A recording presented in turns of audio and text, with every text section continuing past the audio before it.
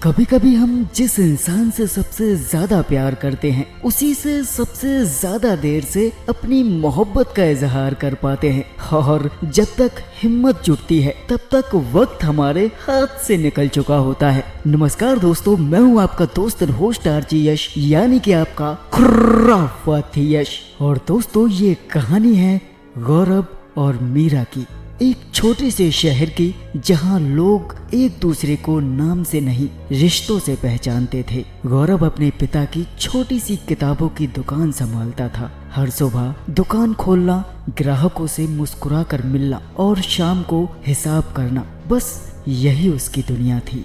एक दिन बारिश हो रही थी।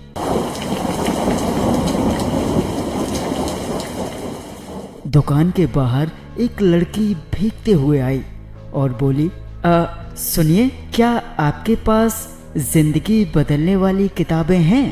और गौरव मुस्कुराया और बोला, अरे किताबें तो बहुत हैं, लेकिन जिंदगी कौन सी बदल देगी, ये तो पढ़ने वाला ही तय करेगा। और लड़की भी मुस्कुराती। लड़की का नाम था मीरा। उस दिन उसने एक किताब खरीदी, लेकिन जाते जाते गलती से अपना छोटा सा डायरी का पन्ना वहीं छोड़ दिया। और दोस्तों, दुकान बंद करते समय गौरव की नजर उस पन्ने पर पड़ी। उस पर सिर्फ एक लाइन लिखी थी, कुछ लोग किताबों जैसे होते हैं जिन्हें जितना भी पढ़ो कम लगता है।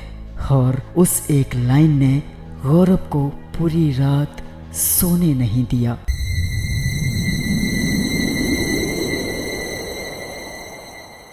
अगले दिन मीरा फिर आई।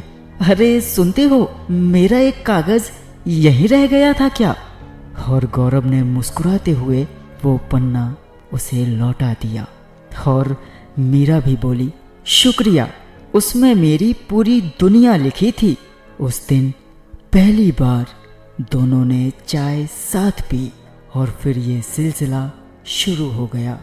हर रविवार मीरा दुकान पर आती, एक नई किताब ले जाती और बदले में अपनी जिंदगी का एक नया किस्सा छोड़ जाती। धीरे धीरे गौरव को एहसास हुआ, उसे किताबों से नहीं मीरा से प्यार हो गया है। लेकिन उसने कभी कहा नहीं। उसे डर था कहीं दोस्ती भी न खो दे। और उधर मीरा भी हर शाम अपनी डायरी में लिखती, यार वो एक बार कह दे कि उसे भी मेरी आदत हो गई है। लेकिन दोनों चुप रहे और वक्त बीतता गया। एक दिन मीरा दुकान पर नहीं आई। एक रविवार, फिर दूसरा, फिर तीसरा, और ऐसे करते करते पूरा एक महीना गुजर गया। गौरव बेचैन हो गया। उसने पहली बार मीरा के घर जाने का फैसला किया, लेकिन जैसे ही वो उसके घर पहुंचा, दरवाजे पर एक एम्बुलेंस खड़ी थी।